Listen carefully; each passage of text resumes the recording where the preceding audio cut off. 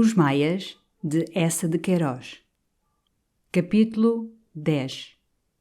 3 semanas depois, por uma tarde quente, com o céu triste de trovoada e no momento em que estavam caindo algumas gotas grossas de chuva, Carlos apeava-se de um cupê de praça que viera parar, devagar, à esquina da Patriarcal, com os estores verdes misteriosamente corridos.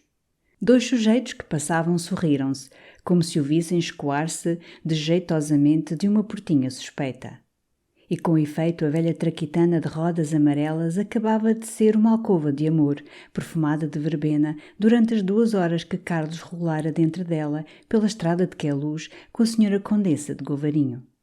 A Condessa tinha descido no Largo das Amoreiras, e Carlos aproveitara a solidão da Patriarcal para se desembaraçar do calhambeque de assento duro, onde durante a última hora sufocara, sem ousar descer as vidraças, com as pernas adormecidas, enfastiado de tantas sedas amarrotadas e dos beijos intermináveis que ela lhe dava na barba. Até aí, durante essas 3 semanas, tinham-se encontrado numa casa da rua de Santa Isabel, pertencente a uma tia da Condessa que fora para o Porto com a criada, deixando-lhe a chave da casa e o cuidado do gato.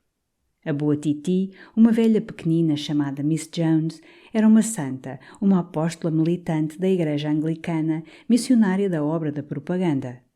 E todos os meses faziam assim uma viagem de catequização à província, distribuindo bíblias, arrancando almas à treva católica, purificando, como ela dizia, o tremedal papista. Já na escada havia um cheirinho adocicado e triste de devoção em Virgem Velha. E no patamar pendia um largo cartão, com um dístico em letras de ouro entrelaçadas de lírios roxos, rogando aos que entravam que perseverassem nas vias do Senhor. Carlos entrou, tropeçando logo num montão de bíblias. O quarto todo era um ninho de bíblias. Havia-as às pilhas por cima dos móveis, transbordando de velhas chapeleiras, misturadas a pares de galochas, caídas para o fundo da bacia de assento, todas do mesmo formato, entaladas numa encadernação negra como numa armadura de combate, carrancudas e agressivas. As paredes resplandeciam, forradas de cartonagens impressas em letras de cor, irradiando versículos duros da Bíblia, ásperos conselhos de moral, gritos dos salmos, ameaças insolentes do inferno. E no meio desta religiosidade anglicana, à cabeceira de um leitozinho de ferro, rígido e virginal, 2 garrafas quase vazias de conhaque e de gin. Carlos bebeu o gin da santa, e o leite rígido ficou revolto como um campo de batalha. Depois a Condessa começou a ter medo de uma vizinha, uma Borges, que visitava a Titi e era viúva de um antigo procurador dos Govarinhos. Uma ocasião em que, no cacho de leite de Miss Jones, eles fumavam languidamente cigarrilhas, 3 enormes argoladas à porta atroaram a casa. A pobre Condessa quase desmaiou. Carlos, correndo à janela, viu um homem que se afastava, com uma estatueta de gesso na mão, outras dentro de um cesto. Mas a Condessa jurava que fora a Borges quem mandara o italiano das imagens atirar-lhes para dentro aquelas aldravadas, como 3 avisos, 3 rebates da moral. Não quisera voltar mais ao beatífico cotê de Titi. E nessa tarde, como não havia ainda outro esconderijo, tinham abrigado os seus amores dentro daquela tipóia de praça. Mas Carlos vinha de lá enervado, amolecido, sentindo já na alma os primeiros bocejos da saciedade. Havia 3 semanas apenas que aqueles braços perfumados de verbena se tinham atirado ao seu pescoço. E agora, pelo passeio de São Pedro de Alcântara, sob o ligeiro chuvisco que batia as folhagens da alameda, ele ia pensando como se poderia desembaraçar da sua tenacidade, do seu ardor, do seu peso. É que a Condessa ia se tornando absurda com aquela determinação ansiosa e audaz de invadir toda a sua vida, tomar nela o lugar mais largo e mais profundo, como se o primeiro beijo trocado tivesse unido não só os lábios de ambos um momento, mas os seus destinos também e para sempre. Nessa tarde lá tinham voltado as palavras que ela balbuciava, caída sobre o seu peito, com os olhos afogados numa ternura suplicante. Se tu quisesses, que felizes que seríamos, que vida adorável, ambos sós. E isto era claro, a Condessa concebera a ideia extravagante de fugir com ele, ir viver num sonho eterno de amor lírico, em algum canto do mundo, o mais longe possível da rua de São Marçal. Se tu quisesses. Não, com 1000 demónios, não queria fugir com a senhora Condessa de Govarinho. E não era só isto, mas ainda exigências, egoísmos, explosões tumultuosas de um temperamento cioso. Já mais de uma vez, nessas 2 curtas semanas, por pieguices, ela despropositara, falara de morrer, debulhada em lágrimas. Nas lágrimas havia ainda uma voluptuosidade, faziam parecer mais terro o cetim do seu colo. O que o inquietava eram certos clarões que lhe sucavam o rosto, um dardejar nervoso dos olhos secos, revelando a paixão que se acendera naqueles nervos de mulher de 33 anos e a queimava até às profundidades do seu ser. Certamente este amor punha na sua vida um luxo mais e um perfume. Mas o seu encanto estava em conservar-se fácil, sereno, sem penetrar mais fundo que a epiderme. Se ela, por qualquer coisa, tinha os olhos turvos de água e falava em morrer e torcia os braços e queria fugir com ele, então adeus. Tudo estava estragado. E a senhora Condessa, com a sua verbena, os seus cabelos cor de brasa e o seu pranto, era apenas um trambolho. O chuveiro parara. Um bocado de azul lavado apareceu entre nuvens.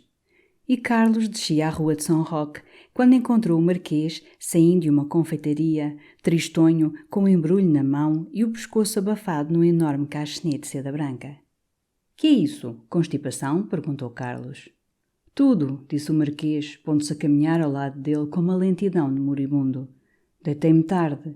Cansaço, opressão no peito, pigarreira, dores no lado, um horror.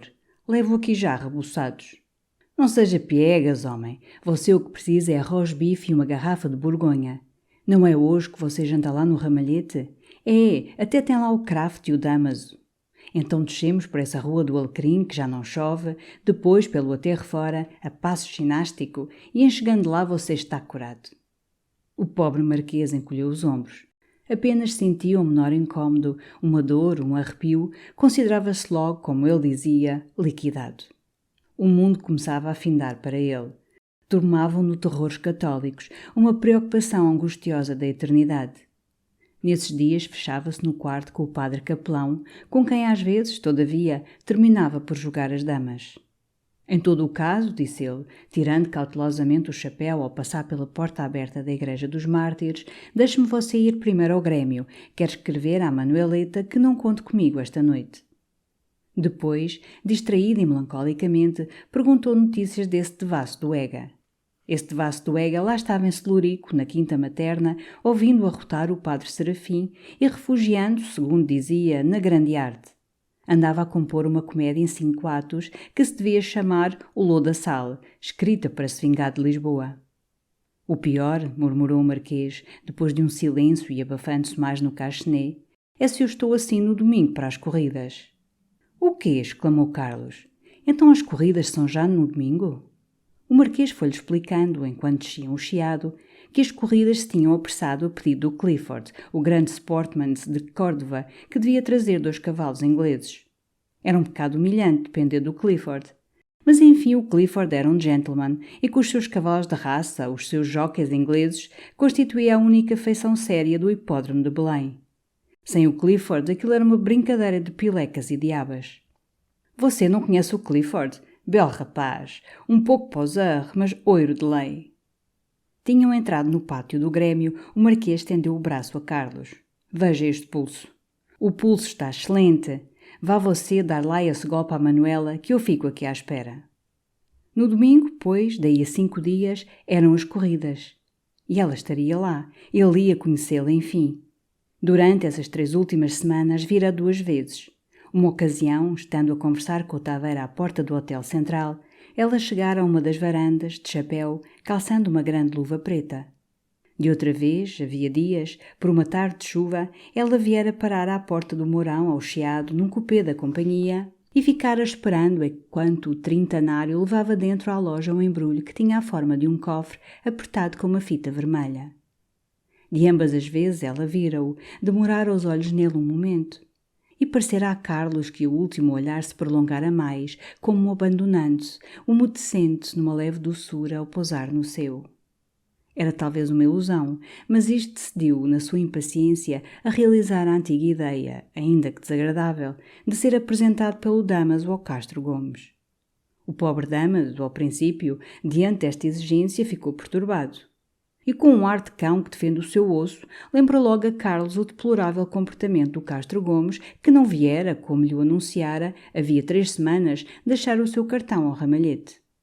Mas Carlos desdenhava essas formalidades estreitas entre rapazes. O Castro Gomes parecia-lhe um homem de gosto e de spor. Nem todos os dias aparecia em Lisboa quem soubesse dar com correção o nó da gravata. E seria agradável, mesmo para ele, Damaso, reunirem-se todos de vez em quando, com o Kraft, com o Marquês, a fumar um charuto e a falar de cavalos. Isto decidiu o Damaso, que terminou por propor a Carlos o levá-lo numa tarde ao Hotel Central. Carlos, porém, não queria entrar pelo hotel dentro, de chapéu na mão, atrás do Damaso.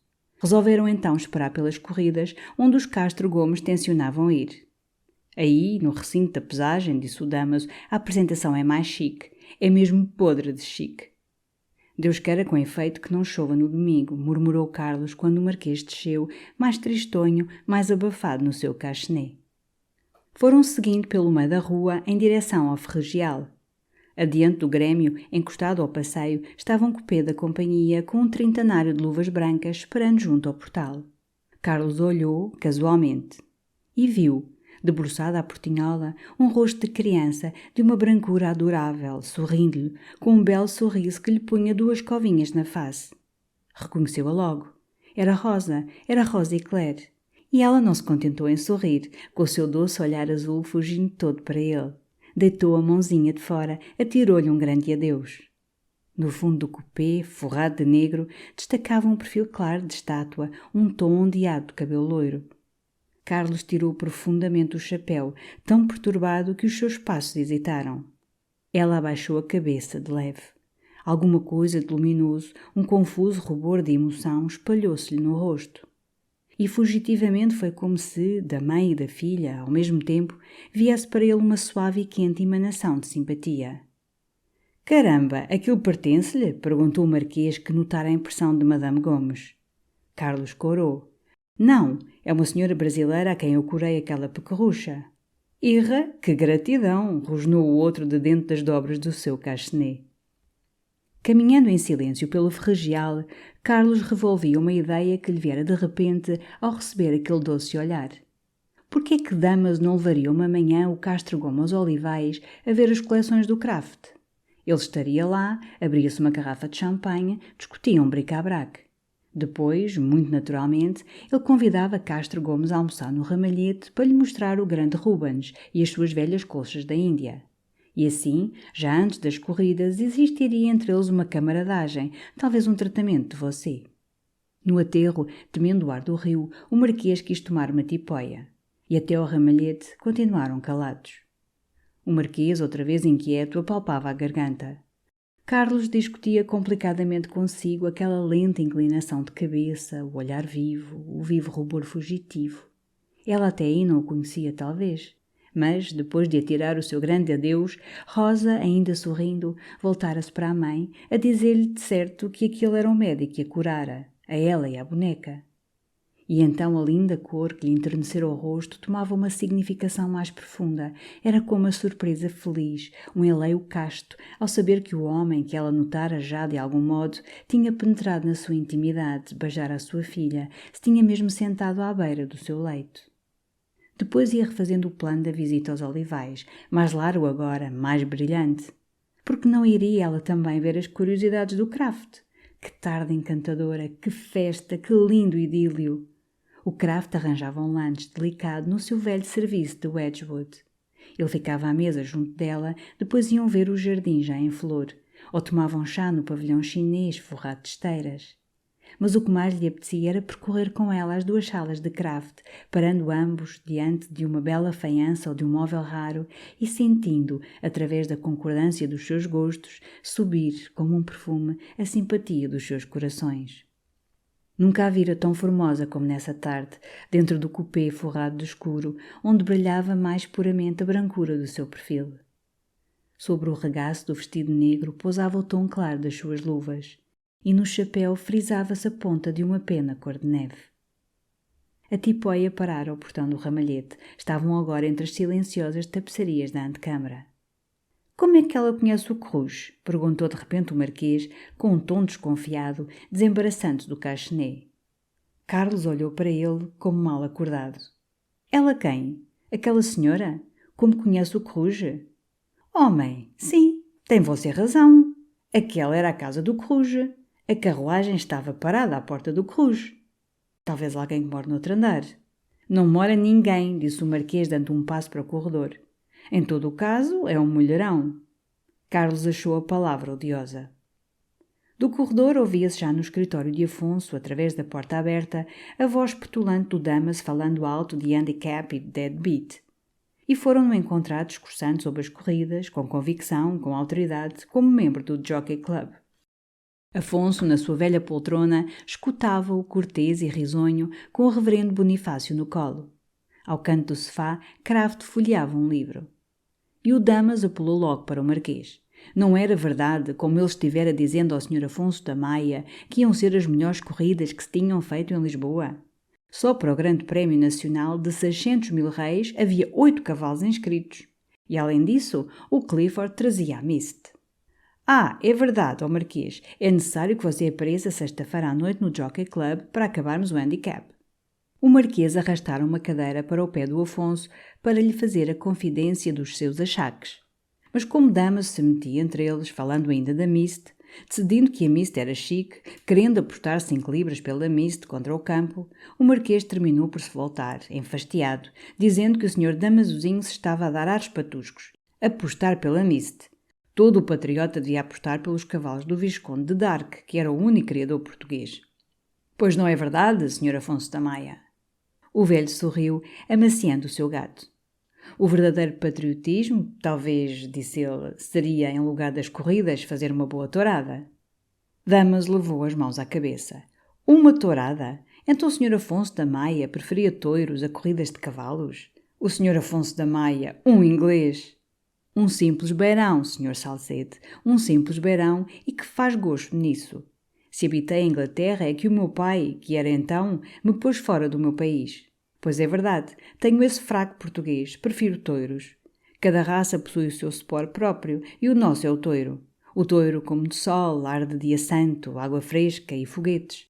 Mas sabe o Sr. Salcede qual é a vantagem da tourada? É ser uma grande escola de força, de coragem, de destreza. Em Portugal não há instituição que tenha uma importância igual à tourada de curiosos. E acredito uma coisa, é que se nesta triste geração moderna ainda há em Lisboa uns rapazes com certo músculo, a espinha direita e capazes de dar um bom soco, deve-se isso ao touro e à tourada de curiosos. O Marquês, entusiasmado, bateu as palmas. Aquilo é que era falar. Aquilo é que era dar a filosofia do touro. Está claro que a tourada era uma grande educação física e havia imbecis que falavam em acabar com os touros. Oh, estúpidos, acabais então com a coragem portuguesa. Nós não temos os jogos de destreza das outras nações, clamava ele, bracejando pela sala e esquecido dos seus males. Não temos o cricket, nem o futebol, nem o running, como os ingleses. Não temos a ginástica, como ela se faz em França. Não temos o serviço militar obrigatório, que é o que torna o alemão sólido. Não temos nada capaz de dar a um rapaz um bocado de fibra. Temos só a tourada. Tirem a tourada e não ficam senão badameques derreados da espinha a melarem-se pelo chiado. Pois você não acha, Kraft? Kraft, do canto do sofá, onde Carlos se fora sentar e lhe falava baixo, respondeu, convencido. O quê? O touro? Está claro, o touro devia ser neste país como o ensino lá fora, gratuito e obrigatório. Damas, no entanto, jurava a Afonso compenetradamente que gostava também muito de touros. Ah, lá nessas coisas de patriotismo ninguém lhe levava a palma. Mas as corridas tinham outro chique. Aqueles Bois de Boulogne num dia de Grand Prix, hein? Era de embatucar. Sabes o que é pena? Exclamou ele, voltando de repente para Carlos. É que tu não tenhas um foreign hand, um mail coach. Íamos todos daqui, caía tudo de chique. Carlos pensou também consigo que era uma pena não ter um foreign hand. Mas gracejou, achando mais em harmonia com o Jockey Club da Travessa da Conceição irem todos dentro de um ônibus. Damas voltou-se para o velho, deixando cair os braços, descursoado. Aí está, Sr. Afonso da Maia, aí está porque em Portugal nunca se faz nada em termos. É porque ninguém quer concorrer para que as coisas saiam bem. Assim não é possível. Eu cá entendo isto, que num país cada pessoa deve contribuir quanto possa para a civilização. Muito bem, Sr. Salcede, disse Afonso da Maia. Eis aí uma nobre, uma grande palavra. Pois não é verdade? Gritou Damas triunfante a estourar de gozo. Assim eu, por exemplo. Tu o quê? Exclamaram dos lados. Que fizeste tu pela civilização? Mandei fazer para o dia das corridas uma sobrecasaca branca e vou de véu azul no chapéu. Um escudeiro entrou com uma carta para Afonso numa salva. O velho, sorrindo ainda das ideias de Damaso sobre a civilização, puxou a luneta, leu as primeiras linhas. Toda a alegria lhe morreu no rosto. Ergueu-se logo, tendo depositado cuidadosamente sobre a sua almofada o pesado Bonifácio. Isto é que é ter gosto, isto é que é compreender as coisas, exclamava o Damaso, agitando os braços para Carlos, quando o velho desapareceu atrás do reposteiro de Damasco. Este teu avô, menino, é podre de chique. Deixa lá o chique do avô, anda cá que te quero dizer uma coisa. Abriu uma das janelas do terraço, levou para lá o Damaso e disse-lhe aí, à pressa, o seu plano da visita aos olivais e a linda tarde que poderiam passar na quinta com os Castro Gomes. Ele já falara ao Kraft, que estava de acordo, achava delicioso e encher tudo de flores. E agora só restava que Damaso amigo, com uma amabilidade sua, convidasse os Castro Gomes. «Caramba!» murmurou Damaso desconfiado. «Estás com furor de a conhecer!» Mas enfim concordou que era chique a valer, e via aí uma bela ocasião para ele. Enquanto Carlos e Kraft andassem mostrando as curiosidades ao Castro Gomes e lhe falassem de cavalos, ele, zás, ia para a quinta passear com ela. A calhar. Pois vou amanhã já falar-lhes. Estou convencido que aceitam logo. Ela pela-se por bric-a-brac. E vens dizer-me se aceitaram ou não. Venho dizer-te. Tu vais gostar dela. Tem lido muito, entende também de literatura. E olha que às vezes a conversar atrapalha. O Marquês veio chamá-los para dentro, impaciente, querendo fechar a porta envidraçada, outra vez preocupado com a garganta.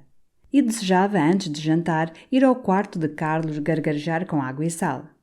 E é isto um português forte, exclamou Carlos, travando-lhe alegremente o braço.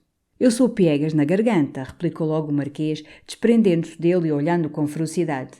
E você é-o no sentimento. E o Kraft é-o na respeitabilidade. E o Damasozinho é-o na tolice. Em Portugal é tudo pieguice e companhia. Carlos, rindo, arrastou-o pelo corredor.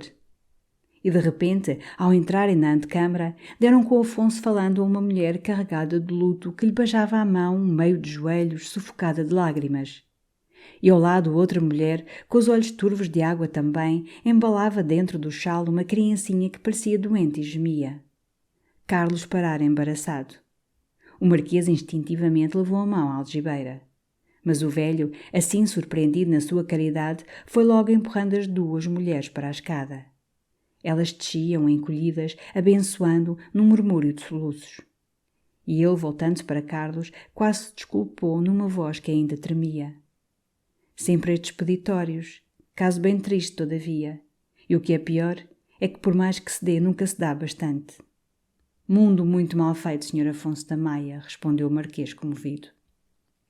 No domingo seguinte, pelas 2 horas, Carlos, no seu Phaeton de 8 molas, levando ao lado Kraft, que durante os 2 dias de corridas se instalara no ramalhete, parou ao fim do largo de Belém, no momento em que para o lado do hipódromo estavam já estalando foguetes. Um dos criados desceu a comprar o bilhete de pesagem para o Kraft numa tosca guarita de madeira, armada ali de véspera, onde se mexia um homenzinho de grandes barbas grisalhas. Era um dia já quente, azul ferrete, com um desses rutilantes sóis de festa que inflamam as pedras da rua, douram a poeirada baça do ar, põem fulgores de espelho pelas vidraças, dão a toda a cidade essa branca faíscação de cal, de um vivo monótono e implacável, que na lentidão das horas de verão cansa a alma e vagamente entristece.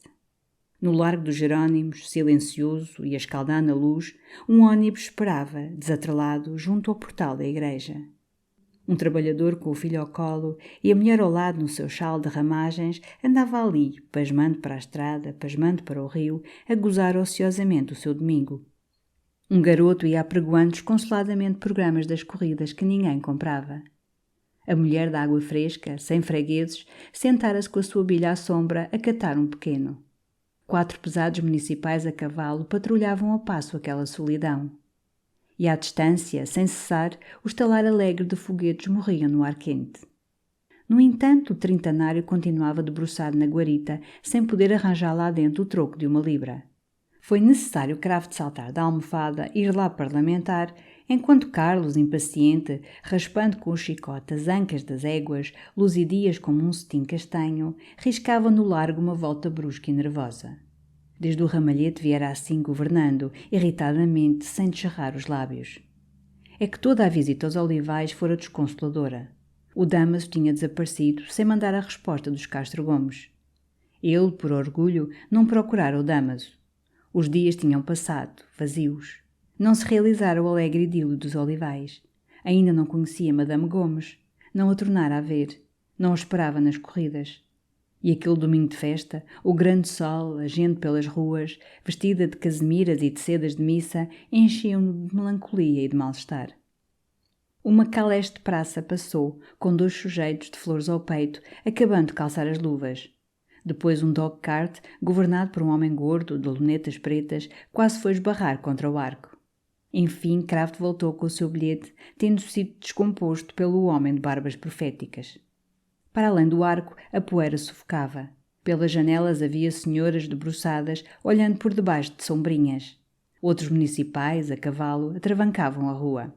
À entrada para o hipódromo, abertura escalavrada num muro de quintarola, o faetonte teve de parar atrás do dog-cart do homem gordo, que não podia também avançar porque a porta estava tomada pela caleche de praça, onde um dos sujeitos de flor ao peito berrava furiosamente com polícia.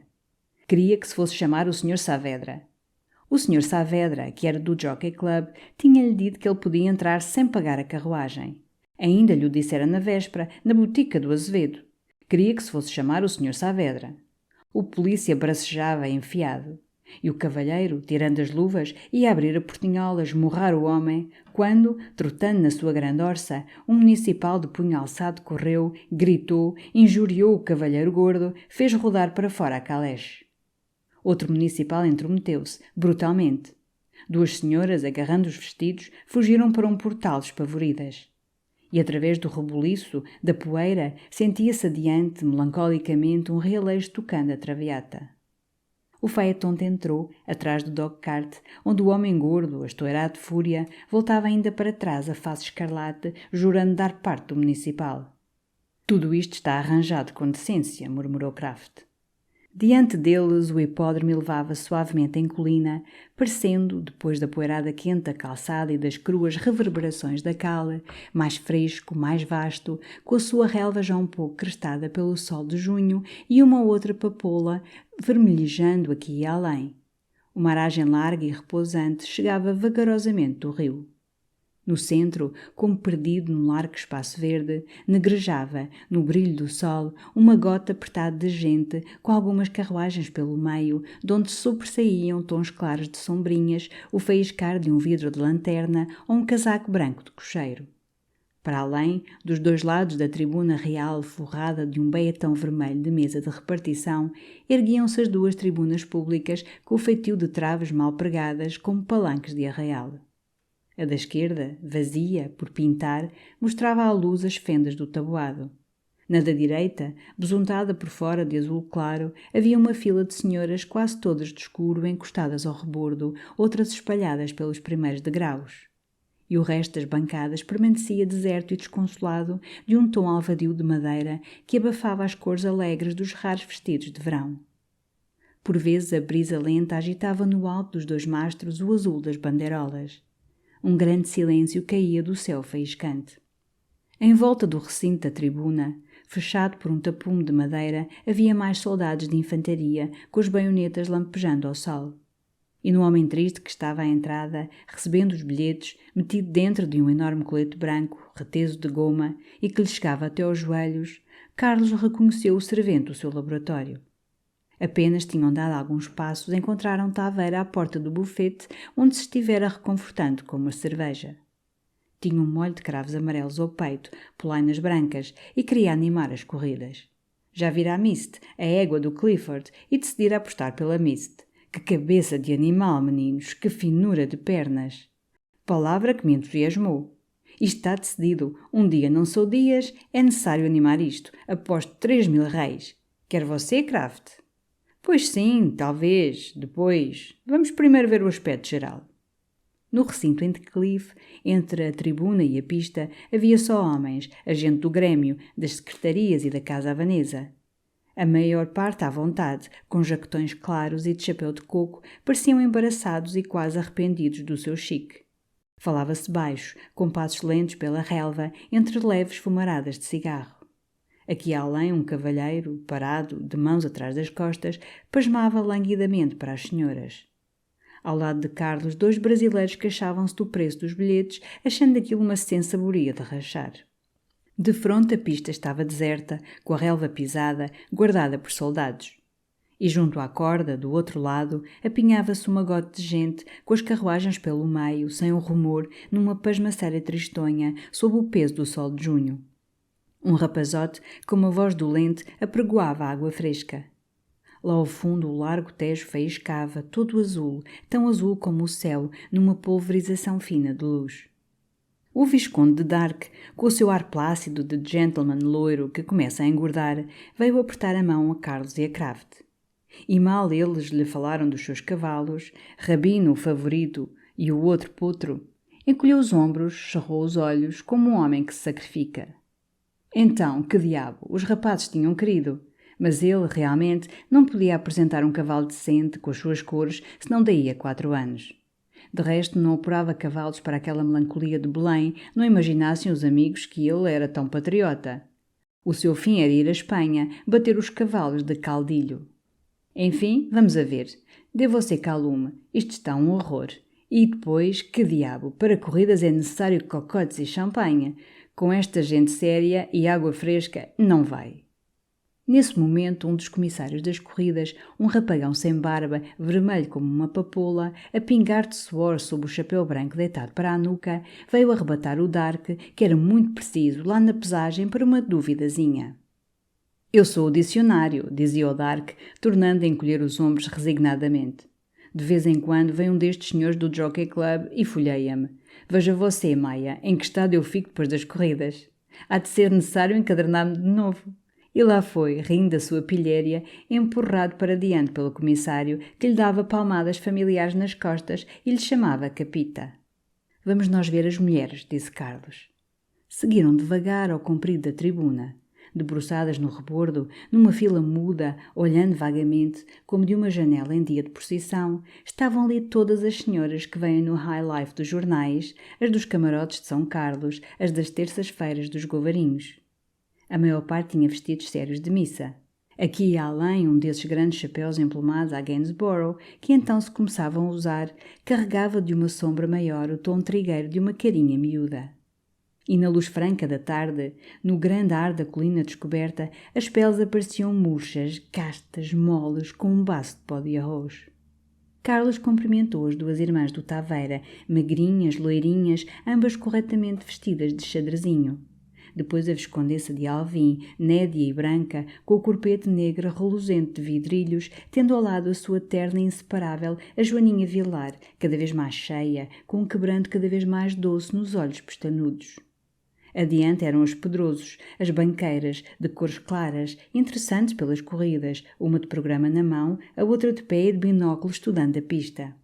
Ao lado, conversando com Steinbrocken, a condessa de Sotal, desarranjada, com um ar de ter lama nas saias. Numa bancada isolada, em silêncio, Vilaça com 2 damas de preto. A condessa de Govarinho ainda não viera. E não estava também aquela que os olhos de Carlos procuravam, inquietamente e sem esperança. É um canteirinho de camélias meladas, disse o Taveira, repetindo um dito do Ega. Carlos, no entanto, fora falar à sua velha amiga Dona Maria da Cunha, que havia momentos o chamava com o olhar, com o leque, com o seu sorriso de boa mamã. Era a única senhora que ousava descer do retiro ajanelado da tribuna e vir sentar-se embaixo entre os homens. Mas, como ela disse, não aturava a seca de estar lá em cima perfilada à espera da passagem do Senhor dos Passos.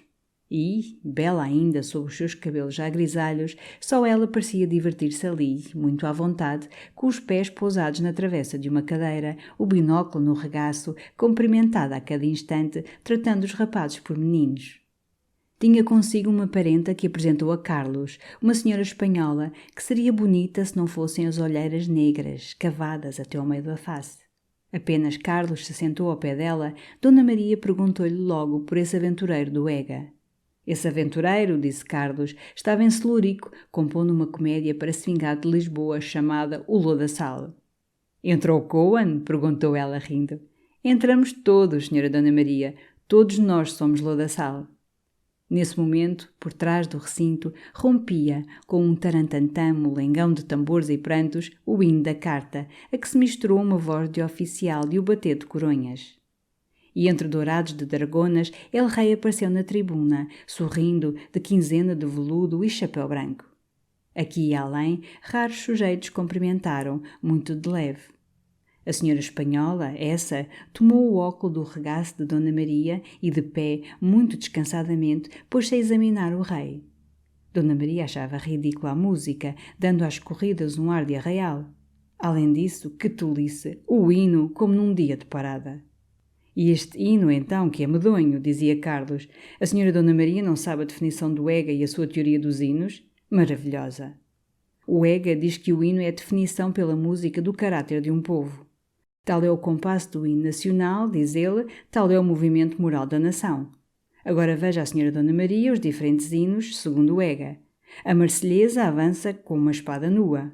O God Save the Queen adianta-se, arrastando um manto real. E o hino da carta? O hino da carta ginga, derrabona. E Dona Maria ria ainda, quando a espanhola, sentando-se e repousando-lhe tranquilamente o binóculo no regaço, murmurou: «Tiene cara de buena persona». «Quem? O rei?» exclamaram um tempo Dona Maria e Carlos. «Excelente!» No entanto, uma sineta tocava, perdida no ar. E no quadro indicador subiram os números dos 2 cavalos que corriam o primeiro prémio dos produtos. Eram o número 1 e o número 4. Dona Maria da Cunha quis-lhes saber os nomes, com o apetite de apostar e ganhar 5 tostões a Carlos. E como Carlos se erguia para arranjar um programa: «Deixe estar o menino», disse ela tocando-lhe no braço. «Aí vem o nosso Alencar com o programa. Olhe para aquilo. Veja se ainda hoje os há por aí com aquele ar de sentimento e de poesia». Com um fato novo de cheviote claro que o remoçava, de luvas gris-perle, o seu bilhete de pesagem na botoeira, o poeta vinha-se abanando com o programa e já de longe sorrindo à sua boa amiga Dona Maria. Quando chegou junto dela, descoberto, bem penteado nesse dia, com um lustre de óleo na granha, levou-lhe as mãos aos lábios fidalgamente. Dona Maria fora uma das suas lindas contemporâneas. Tinham dançado muito ardente mazurca nos salões de arroios. Ela tratava-o por tu. Ele dizia sempre boa amiga e querida Maria. Ele puxou uma cadeira, rindo do interesse que ela tomava pelas corridas. E ele que a conhecera sempre uma entusiasta de touros, pois os nomes dos cavalos eram Júpiter e Escocês. Alencar, pousando o chapéu sobre uma cadeira e passando a mão pela sua vasta fronte de bardo, confessou que aquilo tinha realmente um certo ar de elegância, um perfume da corte. Depois, lá embaixo, aquele maravilhoso Tejo, sem falar na importância do apuramento das raças cavalares. Pois não é verdade, meu Carlos? Tu que entendes superiormente disso, que és um mestre em todos os esportes, sabes bem que o apuramento... Sim, com efeito, o apuramento, muito importante, disse Carlos vagamente, erguendo-se a olhar outra vez a tribuna. Eram quase 3 horas e agora, de certo, ela já não vinha. E a Condessa de Govarinho não aparecia também. Começava a invadi-lo uma grande lassitude. Respondendo, com um leve movimento de cabeça, ao sorriso doce que lhe dava da tribuna a Joaninha Vilar, pensava em voltar para o ramalhete, acabar tranquilamente a tarde, dentro do seu robe de chambre, com um livro, longe de todo aquele tédio. No entanto, ainda entravam senhoras. A menina sabideira, filha do rico negociante de sapatos de Aurelo, passou pelo braço do irmão, abonecada, com o arzinho petulante e enojado de tudo, falando alto inglês. Depois foi a ministra da Baviera, a baronesa de Graben, enorme, empavoada, com uma face maciça de matrona romana, a pele cheia de manchas cor de tomate, a estalar dentro de um vestido de gorgorão azul com riscas brancas. E atrás o barão, pequenino, amável aos pulinhos, com um grande chapéu de palha. Dona Maria da Cunha erguera-se para lhes falar, e durante um momento ouviu-se, como um glu-glu grosso de peru, a voz da baronesa achando que c'était charmant, c'était très beau. O barão, aos pulinhos, aos risinhos, trouvait ça ravissant.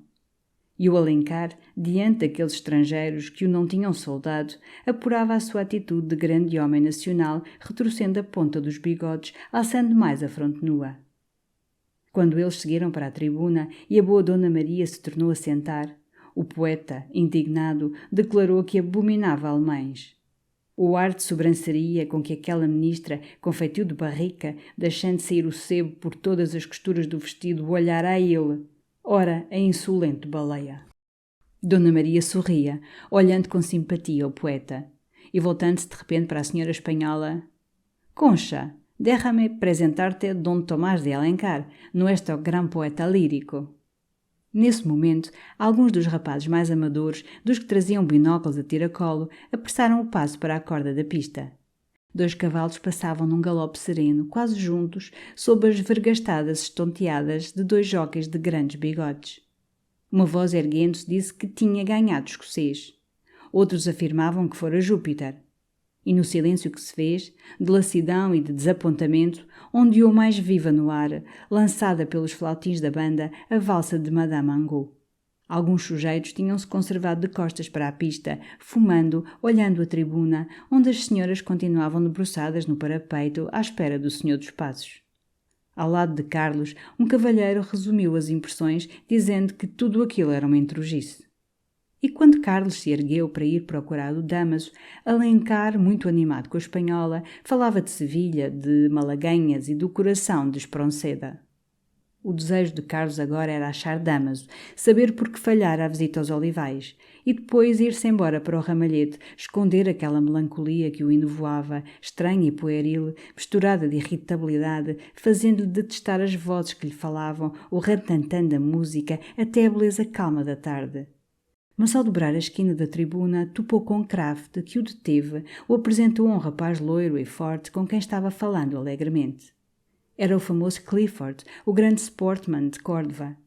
Em redor, sujeitos tinham parado, embasbacados para aquele inglês legendário em Lisboa, dono de cavalos de corridas, amigo do rei de Espanha, homem de todos os chiques.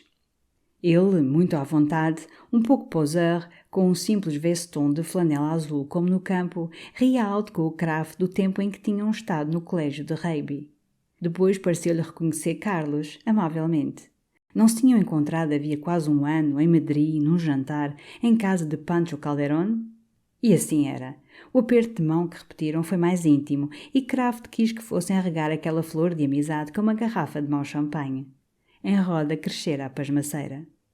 O bufete estava instalado debaixo da tribuna, sob o tabuado nu, sem sobrado, sem um ornato, sem uma flor. Ao fundo corria uma prateleira de taberna com garrafas e pratos de bolos.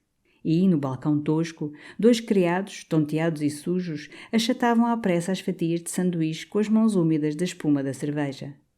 Quando Carlos e os 2 amigos entraram, havia junto de um dos barrotes que especavam os degraus da tribuna, num grupo animado com copos de champanhe na mão, o Marquês, o Visconde de Darque, o Taveira, um rapaz pálido de barba preta que tinha debaixo do braço enrolada a bandeira vermelha de Starter e o comissário imberbe, com o chapéu branco cada vez mais atirado para a nuca, a face mais esbraseada, o clarinho já mole de suor.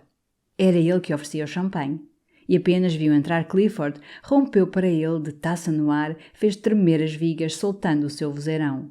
À saúde do amigo Clifford, o primeiro sportman da península e rapaz cá dos nossos. Hip, hip, hurrá! Os copos ergueram-se num clamor de urras, onde destacou, vibrante e entusiasta, a voz do starter.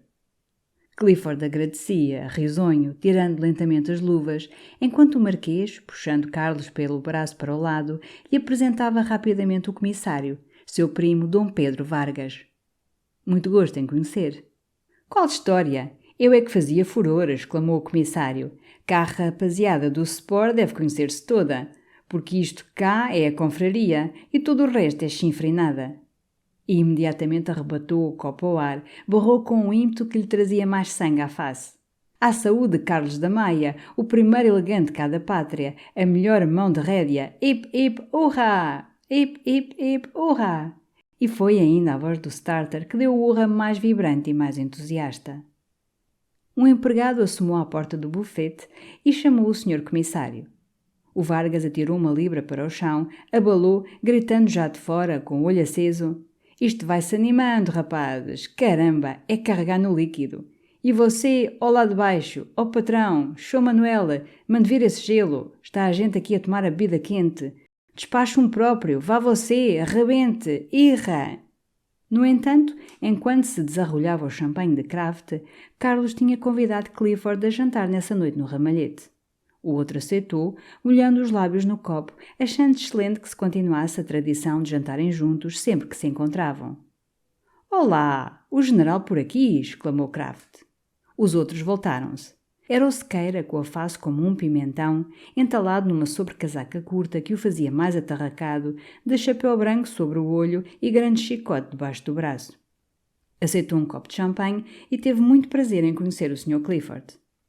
«E o que me diz você esta sensaboria?» exclamou ele logo, voltando-se para Carlos. Enquanto assim estava contente, pulava. Aquela corrida insípida, sem cavalos, sem jóqueis, com meia dúzia de pessoas a bocejar em roda, dava-lhe a certeza que eram talvez as últimas e que o Jockey Club rebentava. E ainda bem, via-se a gente livre de um divertimento que não estava nos hábitos do país. Corridas era para se apostar. Tinha-se apostado? Não? Então histórias. Em Inglaterra e em França, sim. Aí era um jogo como a roleta, ou como o monte. Até havia banqueiros que eram os bookmakers. Então já haviam. E como o Marquês, pousando o copo e querendo calmar o general, falava do apuramento das raças e da remonta, o outro ergueu os ombros com indignação. «Que me está você a cantar? Quer você dizer que se apura a raça para a remonta da cavalaria? Ora, vá lá montar o exército com cavalos de corridas. Em serviço o que se quer não é o cavalo que corra mais, é o cavalo que aguente mais. O resto é uma história. Cavalos de corridas são fenómenos, são como o boi com duas cabeças. Então histórias! Em França até lhes dão champanhe, homem. Então veja lá!» E a cada frase sacudiu os ombros furiosamente. Depois de um trago, esvaziou o seu copo de champanhe, repetiu que tinha muito prazer em conhecer o Sr. Clifford, rodou sobre os tacões, saiu, bufando, entalando mais debaixo do braço o chicote, que tremia na ponta ávido de vergastar alguém. Kraft sorria, batia no ombro de Clifford. «Veja você, cá nós, velhos portugueses, não gostamos de novidades e de sporos. Somos pelo toiro.» «Com razão», dizia o outro, sério e aprumando sobre o colarinho. «Ainda há dias me contava na granja o rei de Espanha.» De repente, fora, houve um rebuliço e vozes sobressaltadas gritando: «Ordem!» Uma senhora, que atravessava com um pequenito, fugiu para dentro do bufete, enfiada. Um polícia passou, correndo. Era uma desordem. Carlos e os outros, saindo à pressa, viram ao pé da tribuna real um magote de homens onde bracejava o Vargas. Do lado da pesagem, os rapazes corriam com curiosidade, já excitados, apinhando-se, alcançando-se em bicos de pés. Do recinto as carruagens acudiam outros, saltando as cordas da pista, apesar dos repelões dos polícias, e agora era uma massa tumultuosa de chapéus altos, de fatos claros, empurrando-se contra as escadas da tribuna real, onde um ajudante de el-rei, reluzente de agulhetas e em cabelo, olhava tranquilamente. E Carlos, furando, pôde enfim avistar no meio do montão um dos sujeitos que correra no prémio dos produtos, o que montava Júpiter, ainda de botas, com um paletó alvadio por cima da jaqueta de jóquei, furioso, perdido, injuriando o juiz das corridas, o Mendonça, que arregalava os olhos, aturdido e sem uma palavra. Os amigos do jóquei puxavam-no, queriam que ele fizesse um protesto. Mas ele bateu o pé, trêmulo, lívido, gritando que não se importava nada com protestos. Perdera a corrida por uma pouca vergonha. O protesto ali era um arroxo, porque o que havia naquele hipódromo era compadrice e ladroeira. Indivíduos, mais sérios, indignaram-se com esta brutalidade. «Fora! Fora!» Alguns tomavam o partido do jóquei. Já aos lados, outras questões surgiam, desabrigadas. Um sujeito cinzento berrava que o Mendonça decidira pelo pinheiro que montava escocês por ser íntimo dele. Outro cavalheiro, de binóculo a tiracolo, achava aquela insinuação infame. E os dois, frente a frente, com os punhos fechados, tratavam-se furiosamente de pulhas. E todo este tempo, um homem baixote, de grandes colarinhos de pintinhas, procurava romper, erguia os braços, exclamava numa voz suplicante e rouca: «Por quem são, meus senhores? Um momento! Eu tenho experiência! Eu tenho experiência!» De repente o vozeirão do Vargas dominou tudo, como um urro de touro. Diante do jóquei, sem chapéu, com a face a estoirar de sangue, gritava-lhe que era indigno de estar ali entre gente decente. Quando um gentleman duvida do juiz da corrida, faz um protesto. Mas vir dizer que há ladrões era só de um canalha e de um fadista como ele, que nunca devia ter pertencido ao Jockey Club. O outro, agarrado pelos amigos, esticando o pescoço magro como para lhe morder, atirou-lhe um nome sujo. Então o Vargas, com um encontrão para os lados, abriu espaço, repuxou as mangas, berrou: "Repita lá isso! Repita lá isso!" E imediatamente aquela massa de gente oscilou, embateu contra o tabuado da tribuna real, remoinhou em tumulto, com vozes de ordem e morra, chapéus pelo ar, baques surdos de murros. Por entre o alarido vibravam furiosamente os apitos da polícia. Senhoras, com as saias apanhadas, fugiam através da pista, procurando espavridamente as carruagens, e um sopro grosseiro de desordem reles passava sobre o hipódromo, desmanchando a linda postiça de civilização e a atitude forçada do decoro. Carlos achou-se ao pé do marquês, que exclamava, pálido: "Isto é incrível! Isto é incrível!" Carlos, pelo contrário, achava pitoresco. Qual pitoresco homem! É uma vergonha, com todos esses estrangeiros. No entanto, a massa de gente dispersava, lentamente, obedecendo ao oficial da guarda, um moço pequenino mas decidido, que, em bicos de pés, aconselhava para os lados, numa voz de orador, cavalheirismo e prudência. O jóquei de paletó alvadio afastou-se, apoiado ao braço de um amigo, cocheando, com o nariz a pingar sangue. E o comissário desceu para a pista, com um cortejo atrás, triunfante, sem colarinho, arranjando o chapéu achatado numa pasta. A música tocava a marcha do profeta, enquanto o desgraçado juiz das corridas, o Mendonça, encostado à tribuna real, com os braços caídos, aparvalhado, balbuciava num resto de assombro: "Isto só a mim! Isto só a mim!" O Marquês, num grupo a que se juntaram Clifford, Kraft e Taveira, continuava a vociferar: "Então estão convencidos? Que lhes tenho sempre dito. Isto é um país que só suporta hortas e arraiais. Corridas, como muitas outras coisas civilizadas lá de fora, necessitam primeiro gente educada. No fundo, todos nós somos fadistas. Do que gostamos é de vinhaça, e viola, e bordoada, e viva lá seu compadre. Aí está o que é." Ao lado dele, Clifford, que no meio daquele desmancho todo esticava mais corretamente a sua linha de gentleman, mordia um sorriso, assegurando, com um ar de consolação, que conflitos iguais sucedem em toda a parte. Mas no fundo parecia achar tudo aquilo ignóbil. Dizia-se mesmo que ele ia retirar a Mist. E alguns davam-lhe razão. Que diabo! Era aviltante para um belo animal da raça correr num hipódromo sem ordem e sem decência, onde a todo momento podiam reluzir navalhas. "Ouve cá, tu viste por acaso esse animal do Damaso?" perguntou Carlos, chamando para o lado o Taveira. "Há uma hora que ando a farejá-lo." Estava ainda há pouco do outro lado, no recinto das carruagens, com a Josefina do Salazar. Anda extraordinário, de sobrecasaca branca e de véu no chapéu. Mas, quando daí a pouco Carlos quis atravessar, a pista estava fechada. Ia-se correr o Grande Prémio Nacional. Os números já tinham subido no indicador, um tom de sineta morria no ar. Um cavalo do Dark, o Rabino, com o seu jóquei de encarnado e branco, descia, trazido à rédea por um groom e acompanhado pelo Dark. Alguns sujeitos paravam a examinar-lhe as pernas, com o olho sério, afetando entender. Carlos demorou-se um momento também, admirando-o. Era de um bonito castanho escuro, nervoso e ligeiro, mas com o peito estreito. Depois, ao voltar-se, viu de repente a Govarinho, que acabava de certo de chegar, e conversava de pé com Dona Maria da Cunha. Estava com uma toilette inglesa, justa e simples, toda de casemira branca, de um branco de creme, onde as grandes luvas negras à mosqueteira punham um contraste audaz. E o chapéu preto também desaparecia sob as pregas finas de um véu branco enrolado em volta da cabeça, cobrindo-lhe metade do rosto com um ar oriental que não ia bem ao seu narizinho curto, ao seu cabelo cor-de-brasa. Mas em redor os homens olhavam para ela como para um quadro. Ao avistar Carlos, a condessa não conteve um sorriso, um brilho de olhos que a iluminou.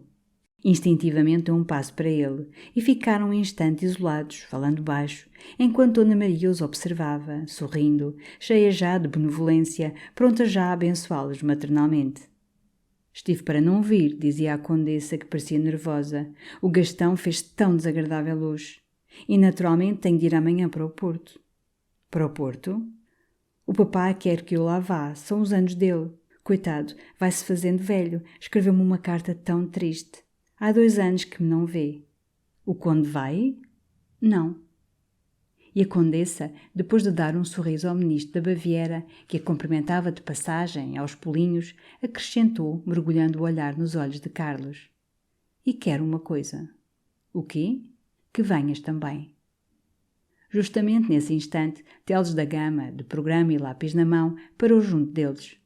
"Você quer entrar numa pool monstro, Maia? 15 bilhetes, 10 tostões cada um. Lá em cima, ao canto da tribuna, está-se apostando ferozmente. A desordem faz bem, sacudiu os nervos, todo o mundo acordou. Quer Vossa Excelência também, Senhora Condessa?" Sim, a Condessa também entrava na pool. Teles da Gama inscreveu-a e abalou atarefado. Depois foi Steinbrocken que se acercou, todo florido, de chapéu branco, ferradura de rubis na gravata, mais esticado, mais loiro, mais inglês, neste dia solene de sport oficial. "Ah, comme vous êtes belle, Comtesse! Voilà, toilette merveilleuse, n'est-ce pas, Maia? Est-ce que nous n'allons pas parier quelque chose?" A Condessa, contrariada, querendo falar a Carlos, risonha todavia, lamentou-se de ter já uma fortuna comprometida. Enfim, sempre apostava 5 tostões com a Finlândia. Que cavalo tomava ele? "Ah, je ne sais pas, je ne connais pas les chevaux, d'abord, quand on parie." Ela, impaciente, ofereceu-lhe Vladimiro. E teve de estender a mão ao outro finlandês, o secretário de Steinbrocken, um moço loiro, lento, lânguido, que se curvara em silêncio diante dela, deixando escorregar do olhar claro e vago o seu monóculo de ouro. Quase imediatamente, Taveira excitado veio dizer que Clifford retirara a Mist. Vendo-a assim cercada, Carlos afastou-se. Justamente o olhar de Dona Maria, que o não deixara, chamava-o agora, mais carinhoso e vivo. Quando ele se chegou, ela puxou-lhe pela manga, fê-lo debruçar, para lhe murmurar ao ouvido, deliciada: "Está hoje tão elegante." "Quem?" Dona Maria encolheu os ombros, impaciente. "Ora, quem? Quem há de ser? O menino sabe perfeitamente. A Condessa está de apetite." "Muito galante, com efeito," disse Carlos friamente. De pé, junto de Dona Maria, tirando devagar uma cigarrete, ele ruminava, quase com indignação, as palavras da Condessa. Ir com ela para o Porto. E via ali outra exigência audaz, a mesma tendência impertinente a dispor do seu tempo, dos seus passos, da sua vida. Tinha um desejo de voltar junto dela, dizer-lhe que não, secamente, desabridamente, sem motivos, sem explicações, como um brutal. Acompanhada em silêncio pelo esguio secretário de Steinbrocken, ela vinha agora caminhando lentamente para ele. E o olhar alegre com que o envolvia irritou-o mais, sentindo no seu brilho sereno, no sorrir calmo, quanto ela estava certa da sua submissão. E estava. Apenas o finlandês se afastou languidamente, ela, muito tranquila, ali mesmo junto de Dona Maria, falando em inglês e apontando para a pista como se comentasse os cavalos do Dark, explicou-lhe um plano que imaginara encantador. Em lugar de partir na terça-feira para o Porto, ia na segunda à noite, só com a criada escocesa, sua confidente, num compartimento reservado. Carlos tomava o mesmo comboio. Em Santarém, desciam ambos, muito simplesmente, e iam passar a noite ao hotel. No dia seguinte, ela seguia para o Porto, ele recolhia a Lisboa. Carlos abriu os olhos para ela, assombrado, emudecido. Não esperava aquela extravagância. Supusera que ela o queria no Porto, escondido no Francfort, para passeios românticos à Foz, ou visitas furtivas a algum casebre da aguardente. Mas a ideia de uma noite num hotel em Santarém terminou por encolher os ombros, indignado.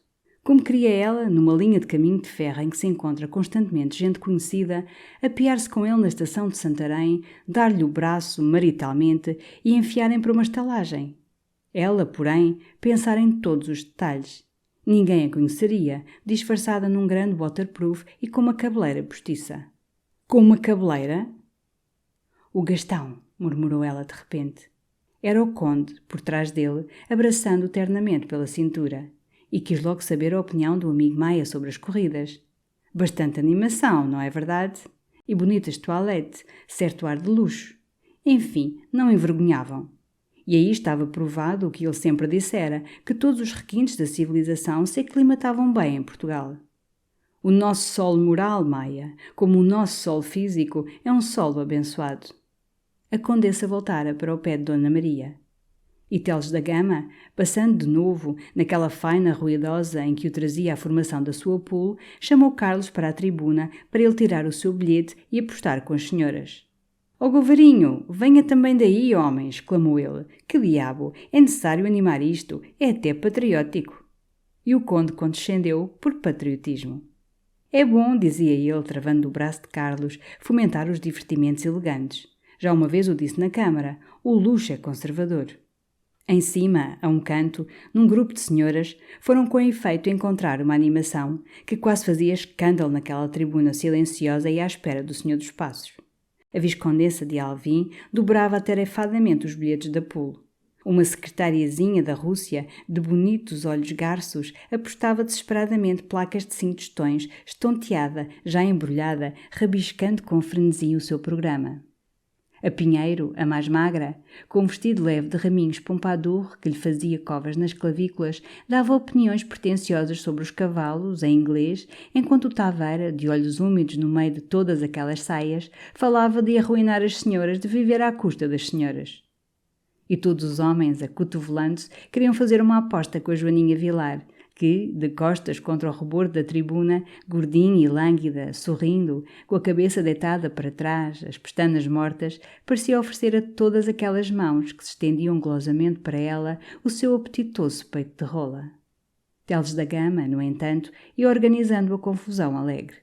Os bilhetes estavam dobrados, era necessário um chapéu. Então os cavalheiros afetaram um amor desordenado pelos seus chapéus, não os querendo confiar às mãos nervosas das senhoras. Um rapaz, todo de luto, cedeu-se mesmo, agarrando as abas do seu, com ambas as mãos, aos gritos. A secretariazinha da Rússia, impaciente, terminou por oferecer o barrete maruz do seu pequeno, uma criança obesa, pousada ali para um lado como uma trouxa. Foi a Joaninha Vilar que levou em roda os bilhetes, rindo e chocalhando-se preguiçosamente, enquanto o secretário de Steinbrocken, grave, como exercendo uma função, recolhia no seu grande chapéu as placas caindo uma a uma com um som argentino. E a tiragem foi o lindo divertimento da pool. Como estavam só 4 cavalos inscritos, e as entradas eram 15, havia 11 bilhetes brancos que aterravam. Todos ambicionavam tirar o número 3, o do Rabino, o cavalo de Dark, favorito do Prémio Nacional. Assim cada mãozinha sôfrega que se demorava no fundo do barrete, remexendo, tenteando os papéis, causava uma indignação folgazã num exagero de risos. A senhora Viscondessa procura demais e dobrou os números, conhece-os. É necessário probidade, senhora Viscondessa. Oh, mon Dieu, j'ai mignoto, cette rosse. Je vous l'achète, madame. Oh, senhora Dona Maria Pinheiro, Vossa Excelência leva 2 números. Ah, je suis perdu, blanc. E eu? É necessário fazer outra pool. Vamos fazer outra pool. Isso, outra pool, outra pool.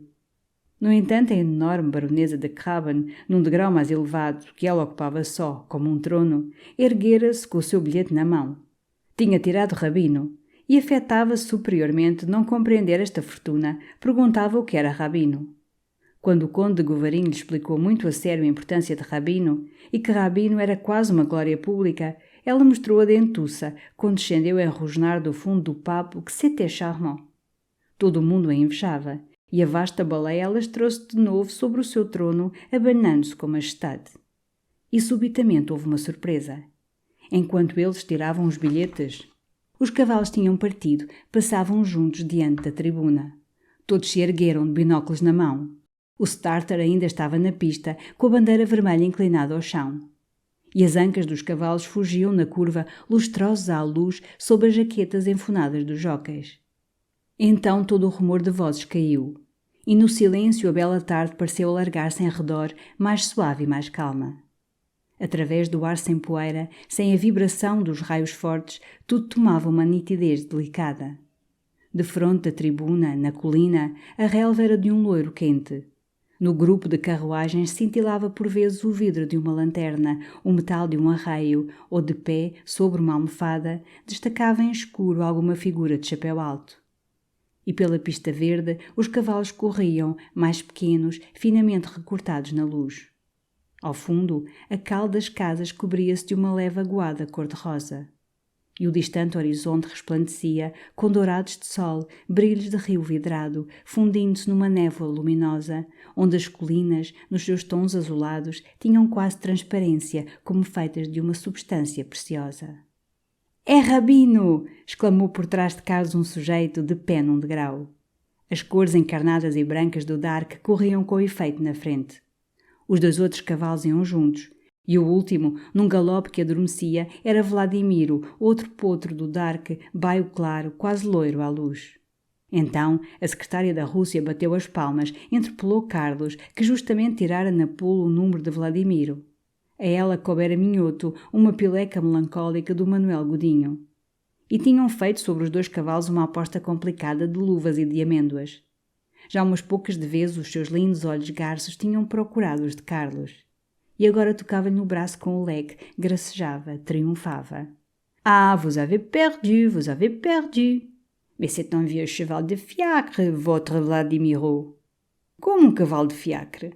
Vladimiro era o melhor potro do Dark. Talvez ainda viesse a ser a única glória de Portugal, como outrora o gladiador fora a única glória da França. Talvez ainda substituísse Camões. Ah, vous plaisantez. Não, Carlos não gracejava. Estava até pronto a apostar tudo por Vladimiro. Você aposta pelo Vladimiro? Gritou Teles da Gama, voltando-se vivamente. Carlos, por divertimento, sem mesmo saber porquê, declarou que tomava Vladimiro. Então, em roda, foi uma surpresa. E todo o mundo quis apostar, aproveitar-se daquela fantasia de homem rico que sustentava um potro verde de 3/4 de sangue a que o próprio Dark chamava pileca. Ele sorria, aceitava. Terminou até por erguer a voz, proclamar Vladimiro contra o campo. E de todos os lados o chamavam numa sofreguidão de saque. Monsieur de Maillat diz tostões. Parfaitement, madame. Oh, Maia, você quer meia libra? Às ordens. Maia, também eu. Ouça lá, também eu. 2.000 réis. Ó senhor Maia, eu dou 10 tostões. Com maior prazer, minha senhora. Ao longe os cavalos davam a volta na subida do terreno. Rabino já desaparecera. E Vladimiro, num galope a que se sentia o cansaço, corria só na pista. Uma voz elevou-se, dizendo que ele manquejava. Então Carlos, que continuava a tomar Vladimiro contra o campo, sentiu que lhe puxavam devagar pela manga. Voltou-se. Era o secretário de Steinbrocken, chegando, subtilmente, a tomar também parte no saque à bolsa do Maia, propondo 2 soberanos em seu nome e em nome do seu chefe, como uma aposta coletiva de alegação à aposta do reino da Finlândia. « C'est fait, monsieur! » exclamou Carlos rindo. Agora começava a divertir-se. Apenas vira de relance o Vladimiro e gostara da cabeça ligeira do potro, do seu peito largo e fundo. Mas apostava sobretudo para animar mais aquele recanto da tribuna, ver brilhar golosamente os olhos interesseiros das mulheres. Teles da Gama ao lado aprovava-o, achava aquilo patriótico e chique. « É Minhoto! » gritou de repente Taveira. Na volta, com efeito, fizera-se uma mudança. Subitamente Rabino perdera terreno, resistindo à subida com o fogo curto. E agora era Minhoto, o cavalicoque obscuro de Manuel Godinho, que se arremessava para a frente, vinha devorando a pista, num esforço contínuo, admiravelmente montado por um jockey espanhol. E logo atrás vinham as cores escarlates e brancas de Dark. Ao princípio ainda pareceu que era Rabino. Mas apanhado de repente num raio oblíquo de sol, o cavalo cobriu-se de tons lustrosos de baio claro, e foi uma surpresa ao reconhecer-se que era Vladimiro. A corrida travava-se entre ele e Minhoto. Os amigos de Godinho, precipitando-se para a pista, bradavam de chapéus no ar: Minhoto! Minhoto! E em redor de Carlos, os que tinham apostado pelo campo contra Vladimiro, faziam também votos por Minhoto, em bicos de pés, junto ao parapeito da tribuna, estendendo o braço para ele, animando: Anda, Minhoto! Isso! Assim! Aguenta, rapaz! Bravo! Minhoto! Minhoto! A russa, toda nervosa, na esperança de ganhar a pulo, batia as palmas. Até a enorme Caban se erguera, dominando a tribuna, enchendo-a com os seus gorgorões azuis e brancos. Enquanto que, ao lado dela, o conde de Govarinho, também de pé, sorria, contente no seu peito patriota, vendo naqueles jóqueis à desfilada, nos chapéus que se agitavam, brilhar civilização. De repente, debaixo, de ao pé da tribuna, de entre os rapazes que cercavam o Dark, uma exclamação partiu. Vladimiro! Vladimiro!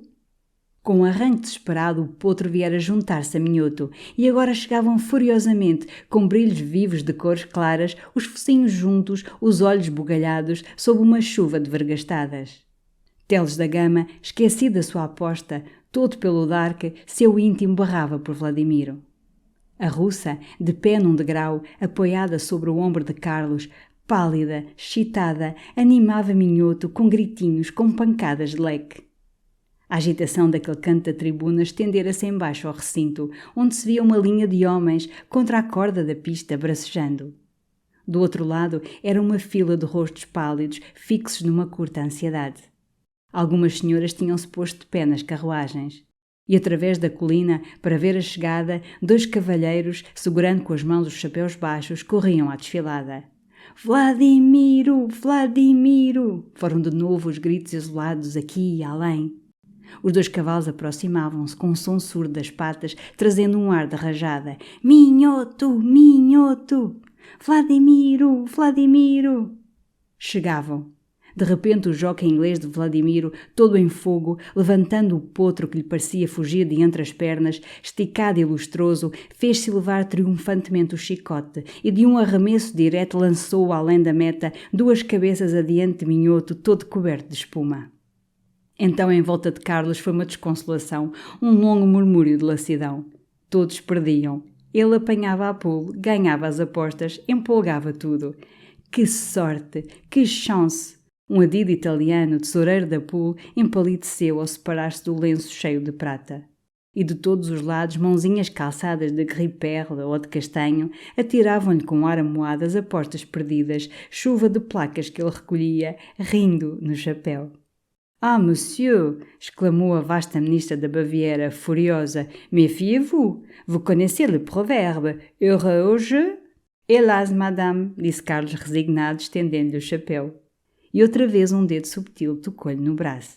Era o secretário de Steinbrocken, lento e silencioso, que lhe trazia o seu dinheiro e o dinheiro do seu chefe à aposta do reino da Finlândia. Quanto ganha você? Exclamou Teles da Gama, assombrado. Carlos não sabia. No fundo do chapéu já reluzia ouro. Teles contou com o olho brilhante. Você ganha 12 libras, disse ele maravilhado e olhando Carlos com respeito. 12 libras. Esta soma espalhou-se em redor num rumor de espanto. 12 libras! Embaixo os amigos de Dark, agitando os chapéus, davam ainda urras. Mas uma indiferença, um tédio lento, ia pesando outra vez, desconsoladoramente. Os rapazes vinham-se deixar cair nas cadeiras, bocejando, com ar exausto. A música, desanimada também, tocava coisas plangentes da Norma. Carlos, no entanto, num degrau da tribuna, com a ideia de descobrir o Damaso, sondava de binóculo o recinto das carruagens. A gente, agora, ia dispersando pela colina. As senhoras tinham retomado a imobilidade melancólica no fundo das caleches, de mãos no regaço. Aqui além, um dog-cart mal arranjado dava um trote curto pela relva. Numa vitória estavam as 2 espanholas do Eusébiozinho, a Concha e a Carmen, de sombrinhas escarlates. E sujeitos, de mãos atrás das costas, pasmavam para um chá-rabão a 4 atrelados à Daumont, onde, entre uma família triste, uma ama de lenço de lavradeira dava de mamar a uma criança cheia de rendas. 2 garotos ganiçados passeavam bilhas de água fresca. Carlos descia da tribuna sem ter descoberto o Damaso, quando deu justamente de frente com ele, dirigindo-se para a escada, afogueado, flamante, na sua famosa sobrecasaca branca. Um diabo tens tu estado, criatura? O Damaso agarrou-o pelo braço, alçou-se em bicos dos pés para lhe contar ao ouvido que tinha estado do outro lado com uma gaja divina, a Josefina do Salazar. Chique cavaleiro, lindamente vestida. Parecia-lhe que tinha mulher. Ah, sardanápalo! Faz pela vida. Volta cá acima à tribuna, anda. Eu ainda hoje não pude cavaquear com o High Life. Mas estou furioso, sabes? Implicaram com o meu véu azul. Isto é um país de bestas. Logo que troça. E olhe que não cresce a pele. E onde mora o catitinha? E chalaça. Uma canalha. Tive de tirar o véu. Mas já resolvi. Para as outras corridas venho nu. Palavra, venho nu. Isto é a vergonha da civilização. Esta terra. Não vens daí? Então até já. Carlos deteve-o. Escuta lá, homem. Tenho que te dizer. Então essa visita aos Olivais. Nunca mais apareceste. Tínhamos combinado que fosses convidar o Castro Gomes, que viesses dar a resposta. Não vens, não mandas, o cravo está à espera. Enfim, um procedimento selvagem. Damaso atirou os braços ao ar. Então Carlos não sabia? Havia grandes novidades. Ele não voltara ao ramalhete, como estava combinado, porque o Castro Gomes não podia ir aos Olivais. Ia partir para o Brasil. Já partira mesmo, na quarta-feira. A coisa mais extraordinária. Ele chega lá para fazer o convite e Sua Excelência declara-lhe que sente muito, mas que parte no dia seguinte para o Rio. E já de mala feita, já alugada uma casa para a mulher ficar aqui à espera 3 meses, já há passagem no bolso. Tudo de repente, feito de sábado para segunda-feira. Telhudo aquele Castro Gomes. E lá partiu, exclamou ele, voltando-se a cumprimentar a Viscondessa de Alvim e Joaninha Vilar, que desciam das tribunas. Lá partiu e ela já está instalada. Até já antes de ontem a fui visitar. Mas não estava em casa. Sabes do que tenho medo? É que ela, nestes primeiros tempos, por causa da vizinhança, como está só, não queira que eu lá vá muito. Que te parece? Talvez. E onde mora ela? Em 4 palavras, Damas explicou a instalação de Madame. Era muito engraçado. Morava no prédio do Cruz. A mamã Cruz, havia já anos, alugava aquele primeiro andar mobilado. O inverno passado estivera lá o Bertoni, o tenor, com a família. Casa bem arranjada, o Castro Gomes tinha tido dedo. E para mim, muito cómodo, ali ao pé do Grêmio.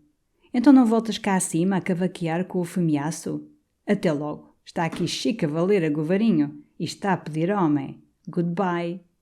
De fronte Carlos, a Condessa de Govarinho, no grupo de Dona Maria, a que se viera juntar a Alvim e Joaninha Vilar, não cessava de o chamar com o olhar inquieto, torturando o seu grande leque negro. Mas ele não obteceu logo, parado ao pé dos degraus da tribuna, acendendo vagamente uma cigarrete, perturbado por todas aquelas palavras do Damaso que lhe deixavam na alma um sulco luminoso. Agora que a sabia só em Lisboa, vivendo na mesma casa do Cruz, parecia-lhe que já a conhecia, sentia-se muito perto dela, podendo assim a todo momento entrar nos umbrais da sua porta, pisar os degraus que ela pisava. Na sua imaginação transluziam já possibilidades de um encontro, alguma palavra trocada, coisas pequeninas, subtis como fios, mas por onde os seus destinos se começariam a prender. E imediatamente veio a tentação pueril de ir lá, logo nessa mesma tarde, nesse instante, gozar como amigo do Cruz o direito de subir a escada dela, parar diante da porta dela e surpreender uma voz, um som de piano, um rumor qualquer da sua vida. O olhar da Condessa não o deixava. Ele aproximou-se, enfim, contrariado. Ela ergueu-se logo, deixou o seu grupo e, dando alguns passos com ele pela relva, recomeçou a falar na ida a Santarém. Carlos, então, muito secamente, declarou toda essa invenção insensata. Porquê? Ora, porquê? Por tudo. Pelo perigo, pelos desconfortos, pelo ridículo. Enfim, a ela, como mulher, ficava-lhe bem ter fantasias pitorescas de romance, mas a ele competia-lhe ter bom senso. Ela mordia o beiço com todo o sangue na face. E não havia ali bom senso. Ela mordia o beiço com todo o sangue na face. E não havia ali bom senso, via só frieza. Quando ela arriscava tanto, ele podia bem, por uma noite, afrontar os desconfortos da estalagem. Mas não é isso. Então que era? Tinha medo? Não havia mais perigo do que nas idas à casa da Titi. Ninguém a podia conhecer, com outra cor de cabelo, toda a sorte de véus, disfarçada num grande waterproof. Chegavam de noite, entravam para o quarto, de onde não saíam mais, servidos apenas pela escocesa. No dia seguinte, no comboio da noite, ela seguia para o Porto, tudo acabava. E naquela insistência, ela era o homem, o sedutor, com a sua veemência de paixão ativa, tentando-o, superando o desejo, enquanto ele parecia a mulher, hesitante e assustada. E Carlos sentia isso. A sua resistência a uma noite de amor, prolongando-se assim, ameaçava ser grotesca. Ao mesmo tempo, o calor da voluptuosidade que emanava daquele seio, arfando junto dele e por ele, ia-o amolecendo lentamente.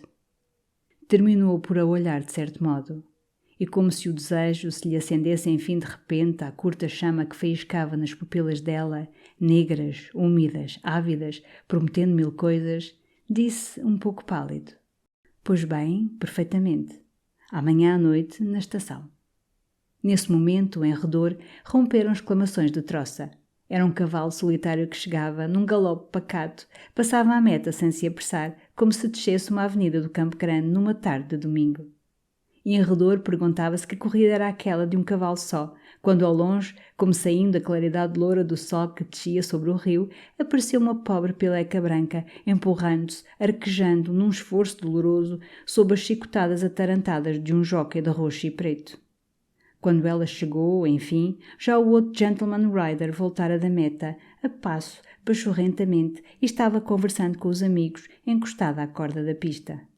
Todo o mundo ria, e a corrida do prémio de El Rei terminou assim, grotescamente. Ainda havia o prémio de consolação, mas agora desaparecera todo o interesse fictício pelos cavalos. Perante a calma e radiante beleza da tarde, algumas senhoras, imitando a Alvin, tinham descido para a pesagem, cansadas da imobilidade da tribuna. Arranjaram-se mais cadeiras. Aqui, além, sobre a relva pisada, formavam-se grupos alegrados por algum vestido claro ou por uma pluma viva de chapéu. E palrava-se, como numa sala de inverno, fumando-se familiarmente. Em redor de Dona Maria da Alvim projetava-se um grande piquenique a luz. Alencar e Agovarinho discutiam a reforma da instrução. O horrível Craban, entre outros diplomatas e moços de binóculo a tiracolo, dava do fundo grosso do papo opiniões sobre Daudet que ela achava très agréable. E quando Carlos enfim abalou, o recinto, esquecidas as corridas, tomava um tom de soirée no ar claro e fresco da colina, com murmúrio de vozes, um mover de leques e ao fundo a música tocando uma valsa de Strauss. Carlos, depois de procurar muito Kraft, encontrou-o no bufete, com o Dark, com outros, bebendo mais champanhe. Eu tenho de ir ainda a Lisboa, disse-lhe ele, e vou no Phaeton. Abandono-o torpemente. Você vá para o ramalhete como puder. Eu o levo, gritou logo o Vargas, que tinha já a gravata toda desmanchada. Levo-o no dog-cart. Eu me encarrego dele. O Kraft fica por minha conta. É necessário o recibo? À saúde do Kraft, inglês cá dos meus. Urra! Urra! Hip, hip, urra! Daí a pouco, a trote largo no Phaeton, Carlos descia o chiado. Dava a volta para a rua de São Francisco. Ia numa perturbação deliciosa e singular, com aquela certeza de que ela estava só na casa do Cruz. O último olhar que ela lhe dera parecia ir adiante dele, chamando-o, e um despertar tumultuoso de esperanças sem nome atirava-lhe a alma para o azul. Quando parou diante do portão, alguém, por dentro das janelas dela, ia correndo lentamente os estores. Na rua silenciosa caía já uma sombra de crepúsculo. Atirou as rédeas ao cocheiro, atravessou o pátio. Nunca viera visitar o Cruz, nunca subira esta escada. E pareceu-lhe horrorosa, com os seus frios degraus de pedra, sem tapete, as paredes nuas e enxovalhadas alvejando tristemente no começo da escuridão. No patamar do primeiro andar parou. Era ali que ela vivia. E ficou olhando com uma devoção ingênua para as 3 portas pintadas de azul. A do centro estava inutilizada por um banco comprido de palhinha, e na do lado direito pendia, com uma enorme bola, o cordão da campainha. De dentro não vinha um rumor. E este pesado silêncio, juntando-se ao movimento de estores que ele vira fechar-se, parecia cercar as pessoas que ali viviam de solidão e de impenetrabilidade. Uma desconsolação passou-lhe na alma. Se ela agora, só, sem o marido, começasse uma vida reclusa e solitária? Se ele não tornasse mais a encontrar os seus olhos? Foi subindo devagar até ao andar do Cruz. E mal sabia o que havia de dizer ao maestro para explicar aquela visita estranha, deslocada. Foi um alívio quando a criadita lhe veio dizer que o menino Vitorino tinha saído. Embaixo, Carlos tomou as rédeas e foi levando lentamente o Phaeton até ao largo da biblioteca. Depois retrocedeu, a passo. Agora, por trás do estor branco, havia uma vaga claridade de luz. Ele olhou-a como se olha uma estrela. Voltou ao ramalhete. Kraft, coberto de pó, estava-se justamente apeando de uma caleche de praça. Um momento ficaram ali à porta, enquanto Kraft, procurando troco para o cocheiro, contava o final das corridas. No prémio de consolação, um dos cavaleiros tinha caído, quase ao pé da meta, sem se magoar. E por último, já à partida, o Vargas, que ia na sua 3ª garrafa de champanhe, esmurrar um criado do bufete com ferocidade. Assim, disse Kraft, completando o seu troco, estas corridas foram boas pelo velho princípio shakespeariano de que tudo é bom quando acaba bem. Um morro, disse Carlos rindo, é com efeito um belo ponto final. No peristilo, o velho guarda-portão esperava, descoberto, com uma carta na mão para Carlos. Um criado tinha-a trazido instantes antes de Sua Excelência chegar. Era uma letra inglesa de mulher num envelope largo, lacrado com um sinete de armas. Carlos ali mesmo abriu-a e logo à primeira linha teve um movimento tão vivo, de tão bela surpresa, iluminando-se-lhe tanto o rosto, que Kraft do lado perguntou sorrindo: Aventura? Herança? Carlos, vermelho, meteu a carta no bolso e murmurou: Um bilhete apenas, um doente. Era apenas um doente, era apenas um bilhete, mas começava assim. Madame Castro Gomes apresenta os seus respeitos ao Sr. Carlos da Maia e roga-lhe o obséquio. Depois, em 2 breves palavras, pedia-lhe para ir ver na manhã seguinte, o mais cedo possível, uma pessoa de família que se achava incomodada. Bem, eu vou-me vestir, disse Kraft. Jantar às 7h30, hã? Sim, o jantar, respondeu Carlos, sem saber o quê, banhado todo num sorriso, como em êxtase. Correu aos seus aposentos e, junto da janela, sem mesmo tirar o chapéu, leu uma vez mais o bilhete, outra vez ainda, contemplando elevadamente a forma da letra, procurando voluptuosamente o perfume do papel. Era datada desse mesmo dia à tarde. Assim, quando ele passara defronte da sua porta, já ela o escrevera, já o seu pensamento se demorara nele, quanto mais não fosse senão ao traçar as letras simples do seu nome. Não era ela que estava doente. Se fosse Rosa, ela não diria tão friamente uma pessoa de família. Era talvez o esplêndido preto carapinha grisalha. Talvez Miss Sarah, abençoada fosse ela para sempre, que queria um médico que entendesse inglês. Enfim, havia lá uma pessoa na cama, junto da qual ela mesmo conduziria, através dos corredores interiores daquela casa, que havia apenas instantes sentira tão fechada e como impenetrável para sempre. E depois este adorado bilhete, este delicioso pedido para ir à sua casa, agora que ela conhecia, que vira Rosa a tirar-lhe um grande adeus, tomava uma significação profunda, perturbadora. Se ela não quisesse compreender, nem aceitar o distante amor que os seus olhos lhe tinham oferecido claramente, o mais luminosamente que tinham podido, nesses fugitivos instantes que se tinham cruzado com os dela, então poderia ter mandado chamar outro médico, um clínico qualquer, um estranho. Mas não. O seu olhar respondera ao dele e ela abria-lhe a sua porta. E o que sentia a esta ideia era uma gratidão inefável, um impulso tumultuoso de todo o seu ser a cair-lhe aos pés, ficar-lhe beijando a orla do vestido, devotamente, eternamente, sem querer mais nada, sem pedir mais nada. Quando Kraft ali a pouco desceu, de casaca, fresco, alvo, engomado, correto, achou Carlos, ainda com toda a poeira da estrada, de chapéu na cabeça, passeando o quarto nessa agitação radiante. Você está a faiscar, homem, disse Kraft parando diante dele, com as mãos nos bolsos e contemplando um instante do alto do seu resplandecente colarinho. Você flameja, você parece ter uma auréola na nuca. Você sucedeu-lhe o que quer que seja de muito bom. Carlos espreguiçou-se, sorrindo. Depois olhou para o Kraft um momento, em silêncio, encolheu os ombros e murmurou: A gente, Kraft, nunca sabe se o que lhe sucede é em definitivo bom ou mau. Ordinariamente é mau, disse o outro friamente, aproximando-se do espelho, a retocar com mais correção um nó da gravata branca.